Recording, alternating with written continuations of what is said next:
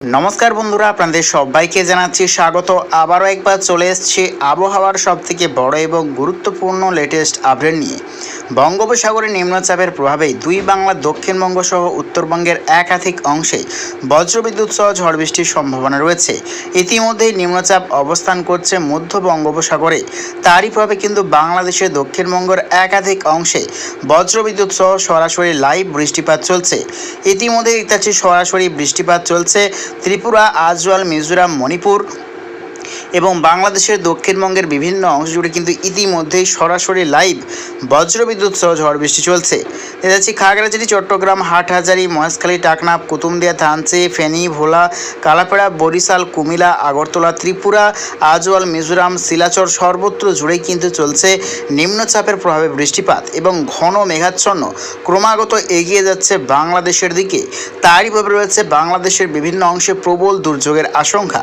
এদিকে পশ্চিমবঙ্গের ও দক্ষিণবঙ্গের একাধিক অংশে কিন্তু আজকে বৃষ্টিপাত দেখতে পাওয়া গেছে এবং আগামীকাল সারাটা দিন আবহাওয়া কীরকম থাকতে চলেছে এবং আগামী 72 ঘন্টার মধ্যে আবহাওয়াতে কী কী পরিবর্তন আসতে চলেছে তার বিষয়ে আমরা নজর রাখবো।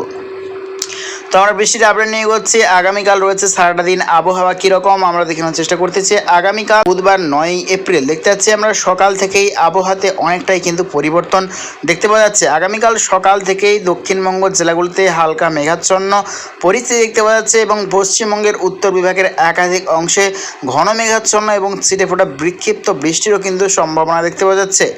দেখতে পাচ্ছি বঙ্গোপসাগরে নিম্নচাপের প্রভাবেই উড়িষ্যা, অন্ধ্রপ্রদেশ, মহারাষ্ট্র, মধ্যপ্রদেশ এবং দুই বাংলা দক্ষিণবঙ্গ জুড়ে কিন্তু ঘন মেঘাচ্ছন্ন হতে শুরু করবে। দেখা যাচ্ছে ক্রমাগত কিন্তু শক্তি ধারণ করে এগিয়ে যাচ্ছে বাংলাদেশের দিকে। আমরা দেখতে পাচ্ছি আগামীকাল দুপুরের পর বা বিকেলের পর থেকে বৃষ্টির সম্ভাবনা রয়েছে।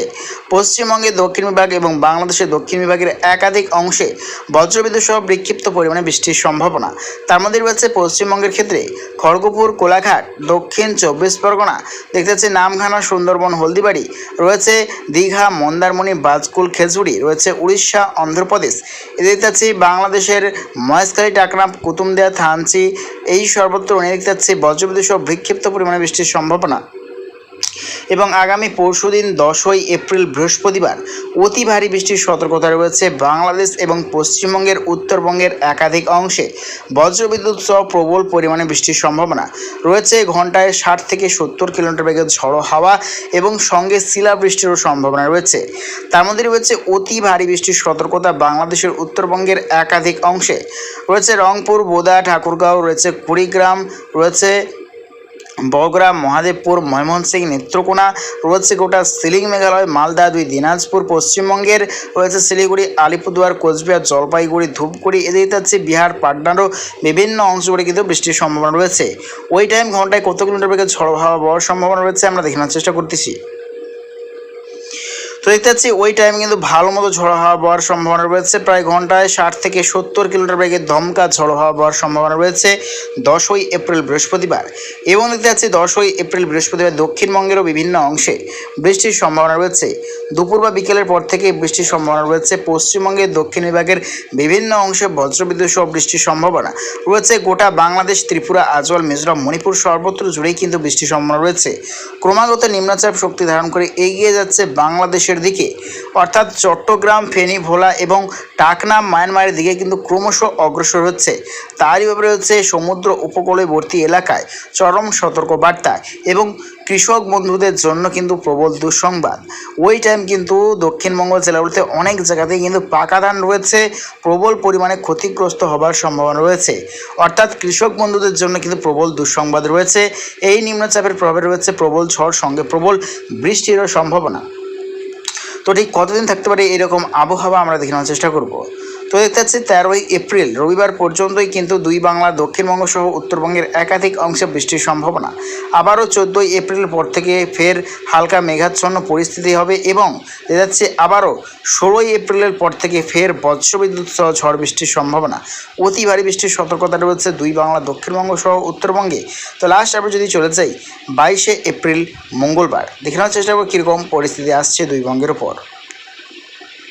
তো দেখতে পাচ্ছি 22শে এপ্রিল মঙ্গলবারেও কিন্তু বৃষ্টির সম্ভাবনা, অর্থাৎ 10ই এপ্রিলের পর থেকে কিন্তু দুই বাংলা দক্ষিণবঙ্গ সহ উত্তরবঙ্গের আবহাওয়াতে কিন্তু অনেকটাই পরিবর্তন দেখতে পাওয়া যাবে এবং প্রত্যেক দিন কিন্তু বিকেল বা সন্ধ্যের দিকে কালবৈশাখী সহ ঝড় বৃষ্টির সম্ভাবনা রয়েছে। তো বৃষ্টির পরিমাণ যদি এগোই, আগামী 10 দিনের মধ্যে রয়েছে কোন কোন জেলায় কীরকম পরিমাণে বৃষ্টির সম্ভাবনা আমরা দেখানোর চেষ্টা করব। তো দেখতে পাচ্ছি নিম্নচাপ কিন্তু দক্ষিণ পশ্চিম বঙ্গোপসাগরে অবস্থান করছিল এবং ক্রমাগত উড়িষ্যা অন্ধ্রপ্রদেশের দিকে গিয়েছিল এবং ফের হালকা বাঁক নিয়ে বাংলাদেশ এবং মায়ানমারের দিকে চলে যাচ্ছে। তারই রয়েছে গোটা বাংলাদেশের সর্বত্রই রয়েছে অতি ভারী বৃষ্টির সম্ভাবনা।